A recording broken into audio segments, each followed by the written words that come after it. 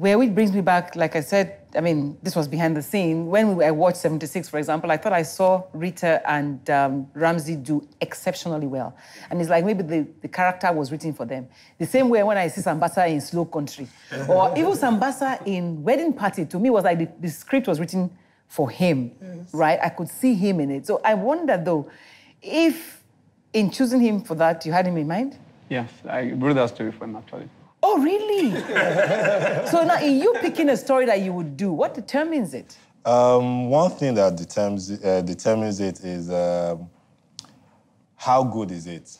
Are you looking at stories too? Yes, I am. That's, let me borrow the battleground, of an artist. That's one of my challenges. You want to do what you love, you want to do it well, and you have to pay bills. Yeah. So I think it's the battleground of every creative. Every creative. So for Sambasa, it always comes across to me, how do you balance it? You see a good script. In a good script, you will see, you would want to read it through. You start making pictures in your head. You are not the one that wrote it. You are not the one directing it. You start having pictures. And then you see another script. Terrible. Yeah. But the money is good. And what do? But you have to pay bills, you have to live, and then as an artist, so what I want to ask, Uncle Femi and Eric is, like, how do you balance it? In my mind, and some people have said it, that even as a good actor or as a good creative person, you have to be good enough to be able to be successful, not just in making impact, but also making money. I like that. Make impact, make money. Femi, go. Ideally, both come together. That if you're winning on the story front and you're making impact, you attract more projects and people think of you more. Battleground is an example. Which is, of course. Because, I mean, it's all paid up before you even start. Before you start. But I tell you this, don't follow the money. Follow the art. First and foremost, you're in this because you're an artist. And I tell you, tough times never last. It's tough people who do. And I know it sounds, trite, but it is true. Because you see, once you make a lousy work, it stands permanently with your name on Especially with this digital space now. Of course. It never goes away. And you can't make people forget it. And remember, where you're going, you're going to be international. And people will go look for what your filmography is. You would not be able to explain to them that, I only made that for the money at that time.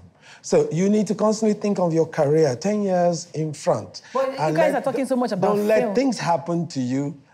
Construct that very deliberately. No, this is Salma. Because, I mean, you're talking about film. She's going to contend with which channel or which network will take your work. You're going to produce the film because it'll cost you money. Why, I noticed that people in the industry, especially the movie industry, why is it okay to steal someone's intellectual property? And it's never okay. Legally in Nigeria, you don't have any protection. They've been fighting for that. You do. Yes, there is. People don't use it. We do have a copyright commission. People are not copyrighting their work. That's on them. If someone steals your work, you do have the option. We have enough laws against piracy. No, it happened recently. Somebody said, I think it's a movie called Okafor's Law. Yes. You need to sue. I think what criminals in Nigeria, and intellectual property criminals, hope for is that you do not have the time and energy to pursue them. But we need to make examples of people. We can't keep doing this. We're ruining an industry. So what we're saying here is, at least if you have a good work, and you have a good story to tell, you want to produce it, try to copyright it so nobody steals it, but be determined to show a story and not pursue the money first. No, but Femi, would you say, whether it's action, drama, whatever, if it's a good content, people will go and see it? I think so. I think that, this idea of it's only one type of movie that Nigerians like doesn't make sense. Because people are paying for decoders and they're watching all kinds of genres on TV. Empire is not funny. It's intriguing. And one of its biggest countries, one of the biggest audiences for Empire is in Nigeria. I mean, I'm like... So I think if you have powerful story, have powerful acting, performances, great directing, Nigerians appreciate. And this year, You look at AMVCA, some powerful movies were made. We've come a long way. 93 Days, amazing work. Beautiful movie. 76, amazing. We had really good movies. And I think and I'm stressing this because I don't want young filmmakers to keep thinking you have to make a particular kind of film.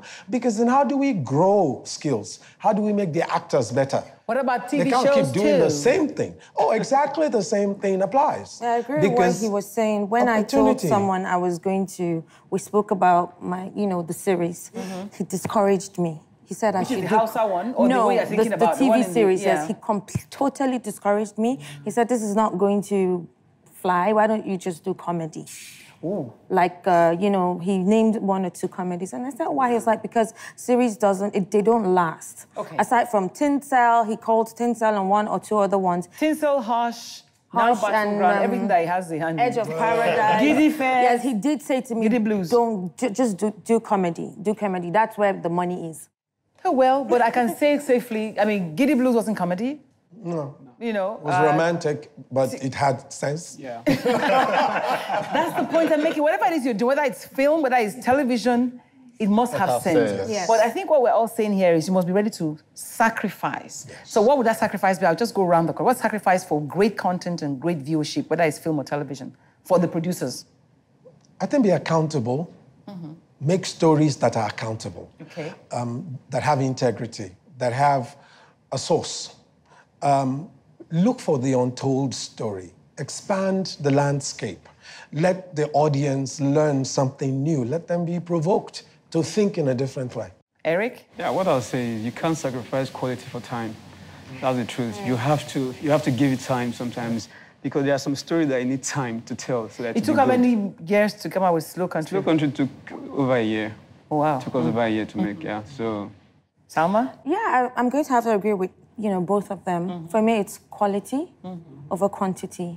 Because even my season 2, I've just shot only 5 episodes. And everyone is, you need to finish. But I believe in, quality over quantity. So I'm taking my time. So the last man standing is Mr. I believe filmmakers should be brave. From what I've learned, brave and courageous. There is hush-hush in the filmmaking industry. There are some certain topics filmmakers don't want to treat, but it's happening in the society. And then how do you intend to change lives when your art is about changing lives, So I would say to the viewers, just go and watch the Screening Center, whatever movie it is. If it's made in Nigeria, go and see it to encourage people to do it. And if it's a made in Nigeria film production like SS, Salma, Sambasa, Seriously Speaking, you better watch that. You can follow me on Twitter, as always, and also follow Seriously Speaking and join this conversation, don't forget. I want to thank all of you for coming. I don't know how I managed to talk to 5 people in one show. I'm talk. So thank you so much, I appreciate it. Well done on Slow Country, Battleground. Yeah. Please write me in the next season. So I'll see you all. Thank you very much. Thank you. Catch ya.